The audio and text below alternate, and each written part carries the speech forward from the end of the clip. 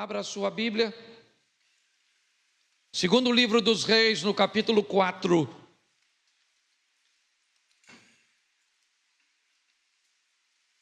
A história de duas mulheres estabelecem dois modelos de relacionamentos que pessoas resolvem manter com Deus. Conscientemente ou não, esses são também dois modelos de relacionamentos. Não são únicos, mas eu acho que vale a pena nós observarmos. Eu vou ler bastante, tá certo? Mas eu vou falar pouquinho. Certa mulher, das mulheres dos discípulos dos profetas, clamou a Eliseu dizendo: meu marido, teu servo morreu, e tu sabes que ele temia ao Senhor. É chegado o credor para levar os meus 2 filhos para lhe serem escravos. Eliseu lhe perguntou: o que te hei de fazer? Dize-me o que tens em casa. Ela respondeu: tua serva não tem nada em casa, senão uma botija de azeite. Então disse ele: vai, pede emprestada vasilhas a todos os teus vizinhos, vasilhas vazias, não poucas. Então entra, fecha a porta sobre ti e sobre teus filhos, e deita o teu azeite em todas aquelas vasilhas. Põe à parte a que estiver cheia. Partiu, pois, dele e fechou a porta sobre si e sobre seus filhos. Estes lhe chegavam as vasilhas e ela as enchia. Cheias as vasilhas, disse ela a um dos filhos: chega-me aqui mais uma vasilha. Mas ele respondeu: não há mais vasilha nenhuma. E o azeite parou.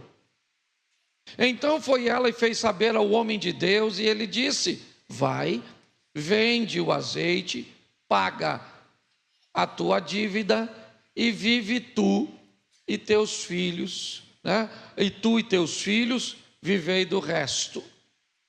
Certo dia passou Eliseu por Sunem, onde se achava uma mulher rica, a qual o constrangeu a comer pão.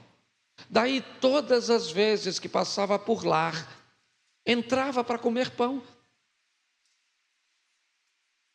Ela disse ao seu marido: vejo que este que passa por nós é santo homem de Deus.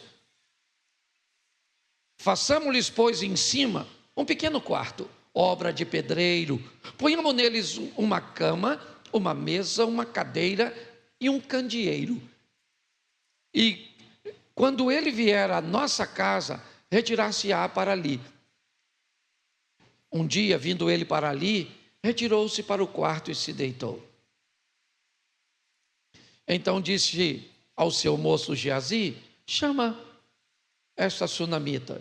Chamando a ele, ela pôs-se diante do profeta. Este dissera ao seu moço: dize-lhe, eis que tu nos tem tratado com muita abnegação. Que há de fazer por ti? Haverá alguma coisa que se fale a teu favor ao rei ou ao comandante do exército? Ela respondeu: habito no meio do meu povo. Então disse o profeta: o que há de fazer por ela? Geazi respondeu: ora, ela não tem filho e o seu marido é velho. Disse Eliseu: chama. Chamando-a ela se pôs à porta. Disse o profeta: por este tempo, daqui a 1 ano, abraçarás um filho. Ela disse: não, meu senhor, homem de Deus, não mintas a tua serva. Somente até aí, que o texto é longo. Senhor nosso Deus e Pai, continue falando conosco e use-me como um canal de bênção nesta hora. Pelo poder do nome de Jesus, é o que eu te peço. Em nome de Jesus. Você pode dizer amém? Amém. Isso. Eu quero só fazer uma reflexão sobre esses 2 modelos de relacionamento que nós temos, por exemplo, nesse texto. Dá para entender que são 2 famílias de bem. Dá para entender que são pessoas sérias, e comprometidas. São pessoas de fé, que quando têm suas necessidades, ou quando têm a sua vida, elas procuram se relacionar com Deus.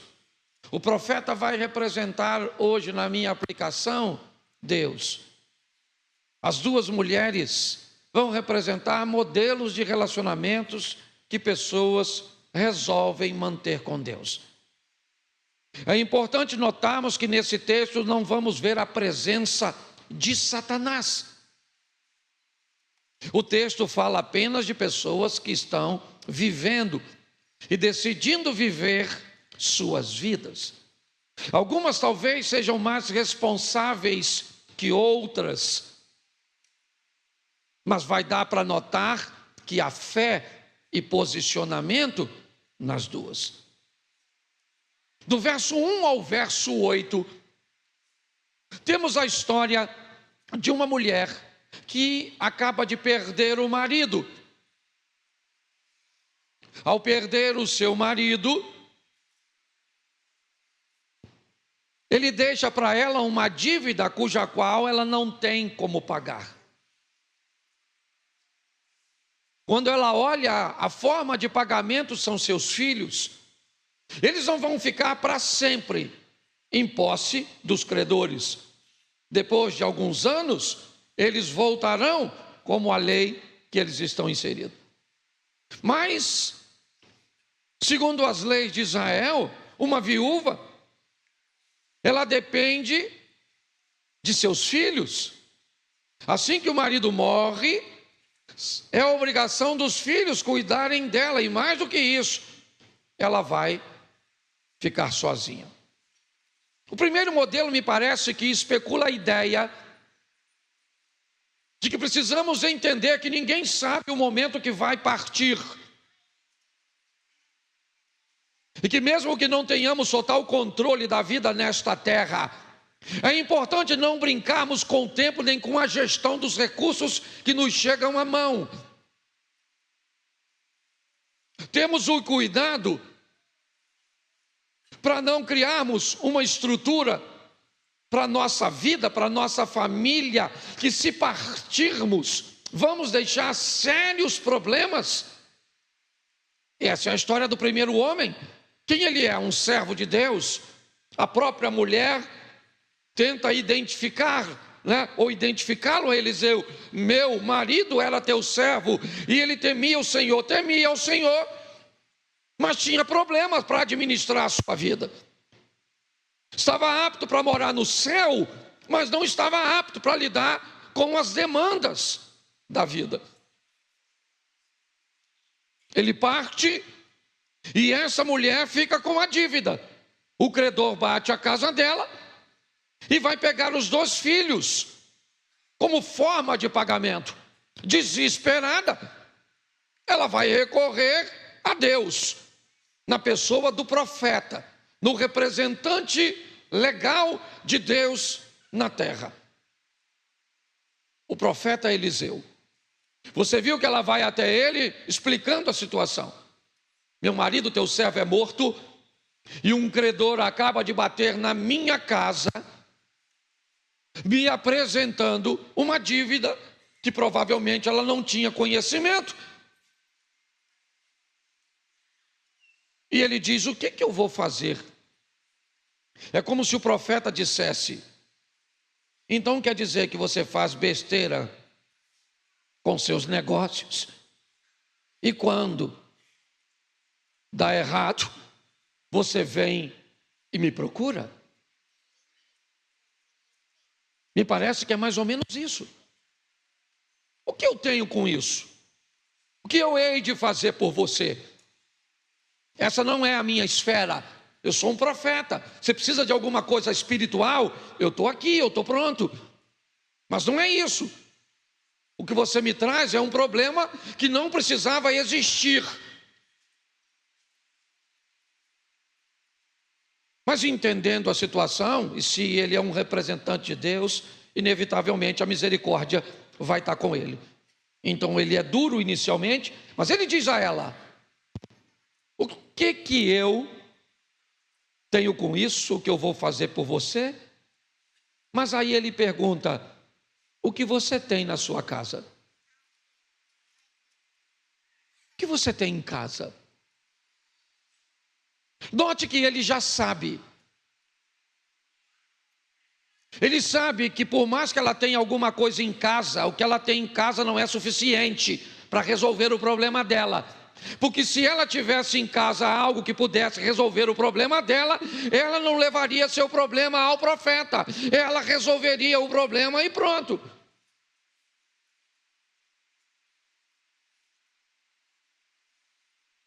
Quando Eliseu pergunta: o que é que você tem na tua casa? É obviamente que não há muito ânimo nela para responder. Então ela vai dizer: tua serva não tem nada a não ser um pouco de azeite numa vasilha. Eu só tenho um pouco. O que sobrou foi pouco.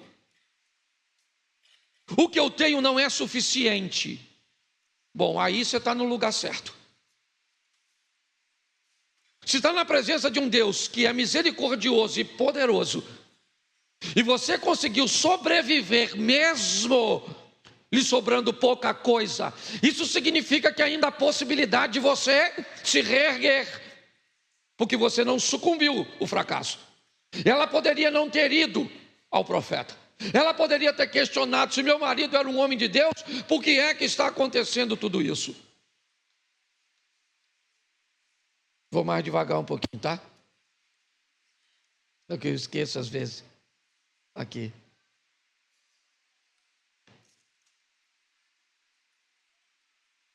Ele diz: vamos começar a partir do que você tem. Vamos tratar de uma forma séria agora a sua vida. Então pare de olhar para seu ideal, porque ele não é sua realidade. Seria bom se ele fosse. Pare de olhar seu casamento, pare de olhar sua vida financeira, pare de olhar sua vida ministerial com uma visão meio que ilusória, fantasiosa. Vamos olhar: o que você tem, o que te sobrou, dona? O que é? É um pouquinho de azeite? É só isso que tem? É isso? É pouco, é verdade. Mas vamos começar a partir do que você tem. Vamos pegar essa força que você trouxe consigo hoje para esse culto. Vamos pegar hoje, esse domingo, o início da semana. E vamos embora. Vamos lutar com o que você tem. Pega o que você tem. Pede vasilhas, recipientes emprestados. Pegue bastante. Entre na sua casa, você e seus filhos. Porque o que você precisa é para resolver o problema de vocês.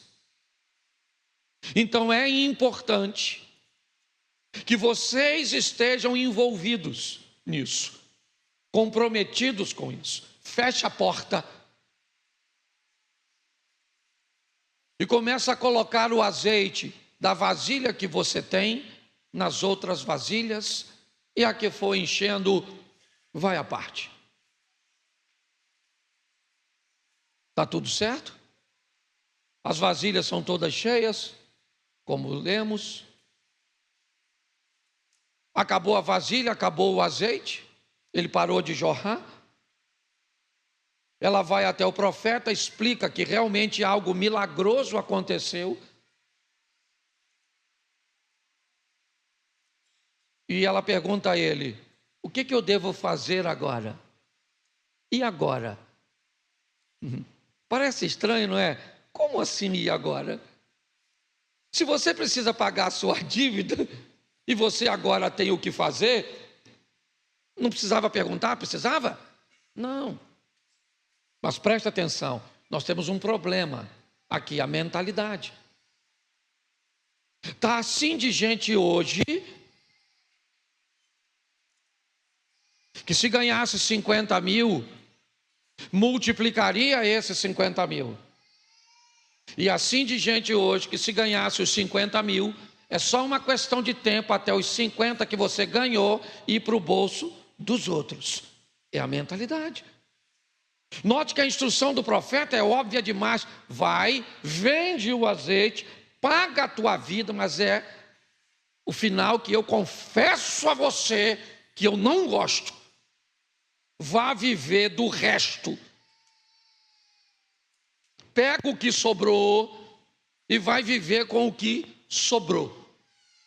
Eu confesso a você que esse é um modelo de vida que eu não gosto para mim e eu não gostaria de indicar para ninguém, mas eu respeito quem gosta de viver no limite da sobrevivência. Ela foi, pagou a dívida e viveu do resto. No verso 9, entra a segunda história. Ela também é de uma mulher. A história também é de uma mulher. Ao contrário da primeira, essa segunda é rica. Ao contrário da primeira, o marido dessa não morre, pelo menos no capítulo 4. No capítulo 8, me parece que ele não está mais presente, o que indica que ele também já morreu. Mas ao contrário da primeira, a morte, e eu só estou aplicando assim, porque o texto diz que quando ela vai pedir a restituição de seus bens ao rei, ela está só com o filho, e Geazi é capaz de identificar isso, e o marido não está presente, o que indica provavelmente que ele também morreu. Morreu, mas ela não precisa de multiplicação de azeite. Morreu, mas ela não está carente, certo? Precisando de um milagre de Deus para isso. O que indica que a gestão dessa mulher de vida, desta família de vida, deste homem que provavelmente morreu, sua postura era diferente do anterior. Estamos todos na mesma igreja, estamos todos debaixo dos mesmos louvores, das mesmas oportunidades e da mesma palavra, mas não se engane, não vamos sair daqui com a mesma perspectiva do que vai acontecer. Um culto que pode ser uma bênção para um, pode não ter efeito nenhum para outro. Alguém pode sair daqui maravilhado, dizendo, nossa, que culto sensacional. Outros podem dizer, falar assim, nossa, se eu soubesse, tinha ficado em casa. Falando da mesma coisa. Agora nós estamos vendo uma mulher. Verso 9. Eliseu vai passar por Sunem. Havia ali uma mulher rica, a qual o constrangeu a comer pão. Ela inicia um convite que não deveria ser feito por ela, e sim pelo seu marido. Ela não é a chefe da família. Por isso talvez a expressão constrangimento, insistência. Por isso me parece que Eliseu inicialmente rejeita o convite, porque não era feito pelo marido, pelo chefe. E ela diz, eu quero que o senhor vá na minha casa comer pão, eu quero dar um lanche para o senhor e para esse moço. Ao contrário da primeira mulher que procura Deus, precisando de um milagre, a segunda também procura Deus no profeta, mas essa quer dar a ele alguma coisa. Ela não precisa. Há uma necessidade na primeira, que não há na segunda. Porque, tem gente que se relaciona com Deus por necessidade. Outros se relacionam com Deus por afinidades, por entender quem Ele é. Eu não estou discriminando isso, não. Eu só estou estabelecendo dois modelos que talvez você consiga se encaixar em um deles. Agora, Eliseu vai à casa dela comer pão. E daí, um relacionamento começa. Obviamente que a primeira vez que ela leva Eliseu na sua casa, ela presta atenção em Eliseu. Ela presta atenção em Geazi. para descobrir se Eliseu e Geazi têm como frequentar sua casa. Obviamente que ao entrar na casa da mulher, Eliseu observa aquela mulher, observa seu marido, para descobrir se aquela casa é um local que ele deve frequentar.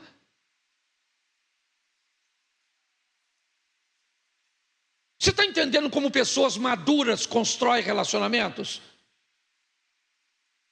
Você me avalia, eu te avalio. Você avalia a igreja. Você avalia quem vai na sua casa, quem conta seus segredos, com quem você faz negócio. Que tipo de acesso você confere às pessoas acerca de você?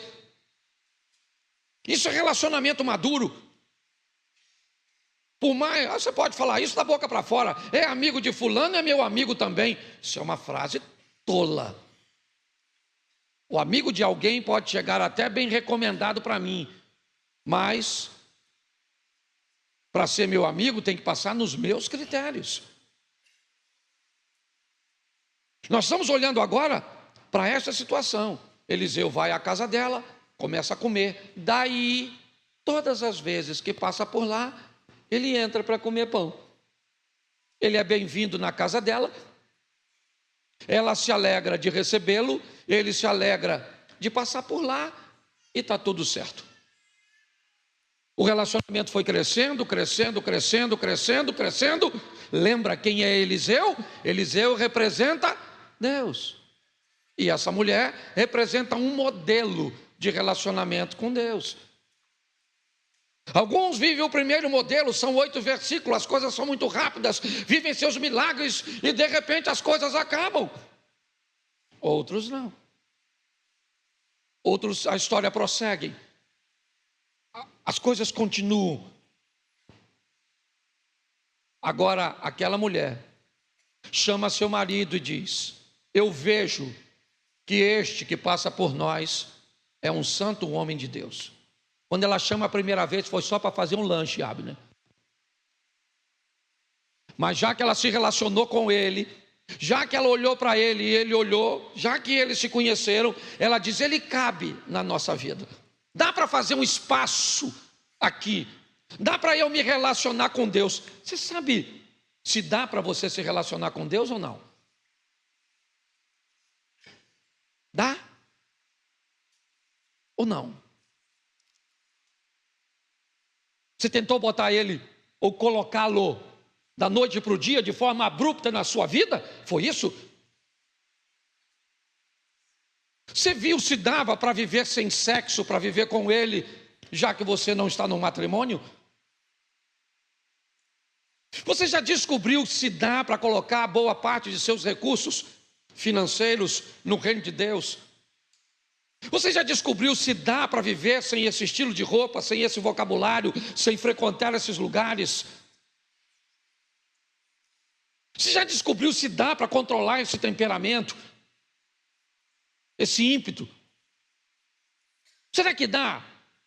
Ou será que você tentou colocá-lo dentro da sua vida, dentro da sua casa, sem descobrir primeiro, de uma forma um pouco mais segura, se esse relacionamento teria futuro? Porque foi assim que ela começou. Ao contrário da primeira mulher, Eliseu não vai à casa dela. Ela procura Eliseu, que dá uma orientação do que ela vai viver lá.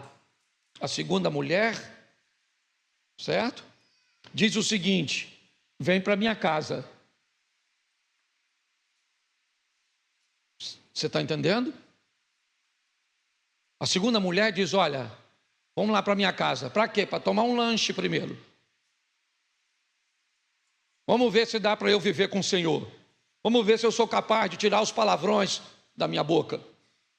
Vamos ver se eu sou capaz de me tornar realmente alguém digno da sua presença. O relacionamento foi crescendo, então a casa se estabeleceu. Agora Eliseu, todas as vezes que passa por lá, ele tem um lugar para ficar. E está tudo certo, as coisas vão seguindo. Até o momento em que ele quer retribuir. Ela não pediu nada. Ela não precisa de grana, não precisa de multiplicação de azeite, não precisa de pagar dívida, não precisa, não tem problema aqui conjugal, não tem nada. É um Deus que está na casa de alguém que não tem problema nenhum, a não ser o reconhecimento da misericórdia daquele, simplesmente.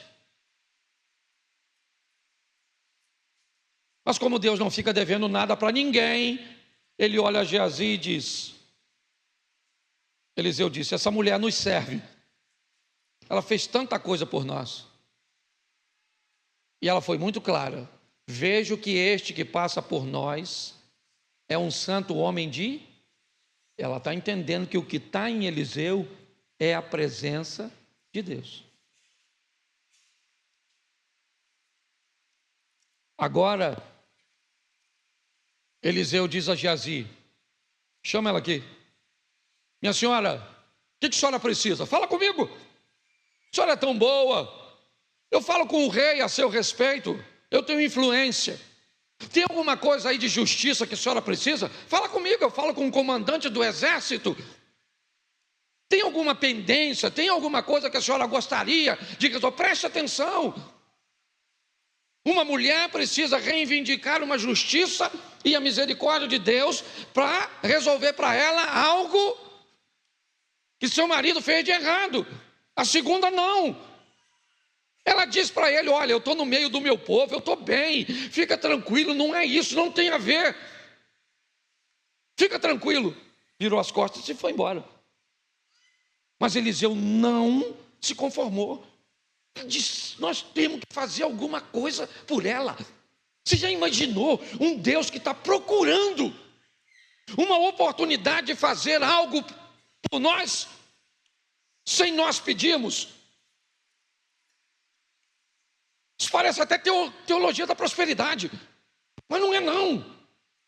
Eu estou mostrando a você, ela está dizendo para ele, e eu não preciso de nada. E ele está dizendo, não é necessidade, minha senhora, é reciprocidade, é colheita. Geazi olhou e disse, ela não precisa de grana, mas tem um negócio que ela precisa que ela não tem. Ela não tem filho, profeta. Ela não tem filho, e o marido dela já está ruim. Já atravessou o cabo da boa esperança. É velho, ainda desqualificou. Eliseu falou, então chama a dona, manda ela vir. Aí ela chegou, Eliseu disse, daqui um ano, hein?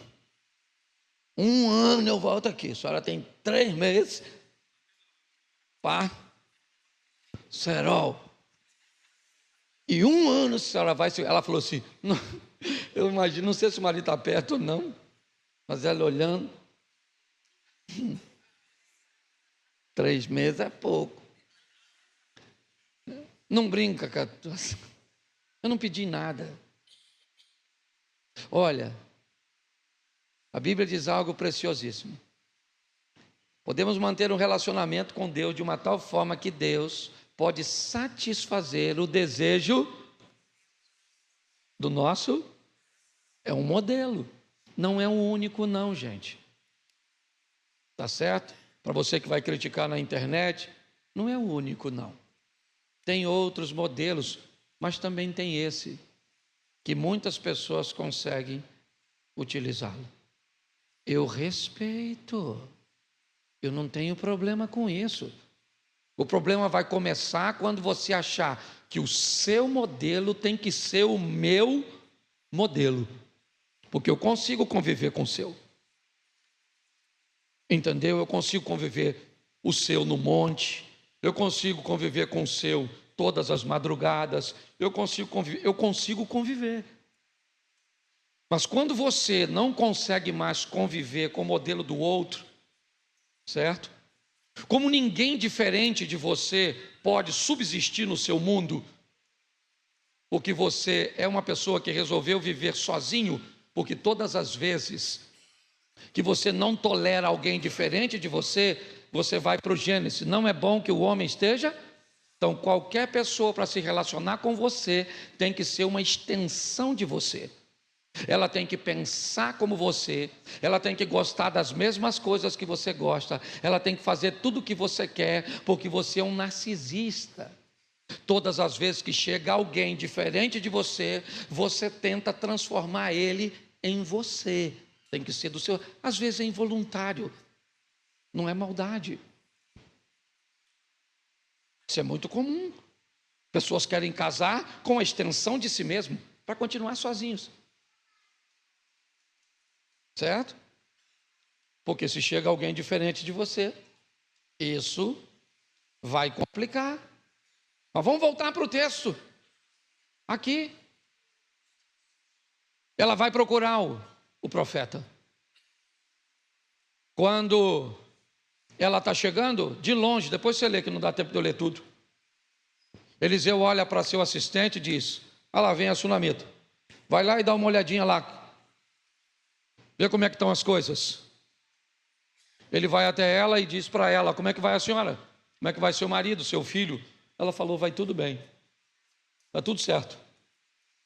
E ela continua caminhando na direção de Eliseu. Quando ela chega perto de Eliseu, ela se lança aos pés de Eliseu. E o assistente de Eliseu tenta tirá-la com muito carinho. E Eliseu disse: não tira, deixa ela ir, porque Deus não me mostrou o que está acontecendo. Deus não me revelou. Claro que não vai revelar. Não tem lógica. Para que Deus vai revelar algo, certo? Para com alguém que tem intimidade para falar, e Deus gosta de relacionamento. Deus não vai revelar. Então ela explica: eu estou com um garoto lá na minha casa, sabe aquele garoto? Ele morreu. Parece uma desgraça, não é? É uma desgraça no capítulo 4, mas não é no capítulo 8. No capítulo 8, aquilo que foi ruim no 4 é o que vai causar o resultado positivo no 8. Porque os planos de Deus não podem ser frustrados. Deus faz do jeito que quer, na hora que quer, e nós não entendemos. Eliseu vai para a casa dela. O menino ressuscita. Ela devolve e a vida segue. Capítulo 8, e a gente termina mais 5 minutos. Certo dia, capítulo 8, por favor. Aí é versículo. Capítulo 8, verso 1.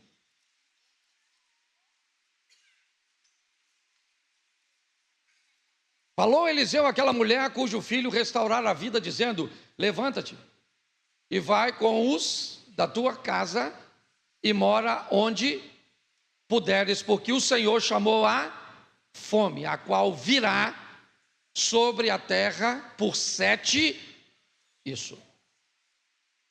Eliseu vai até ela, presta atenção. Vamos colocar Deus aqui no lugar de Eliseu, nessa aplicação. Deus vai até ela e diz: pega tudo que você tem, sai daqui, porque durante 7 anos uma crise vai abater este lugar. Mas quem ela é, cara? Essa é uma informação que deveria ser dada ao rei para guardar seu reinado? Não. Quando você tem relacionamentos com Deus, Deus fala com você coisas minuciosas, te oferece informações preciosíssimas. Ela pega e vai embora. Vai morar, deixou sua casa, não tinha como levar, deixou tudo para trás. Verso 3. A cabo dos 7 anos, a mulher voltou da terra dos filisteus e saiu a clamar ao rei pela sua casa e pelas suas. Pela sua casa e pelas suas.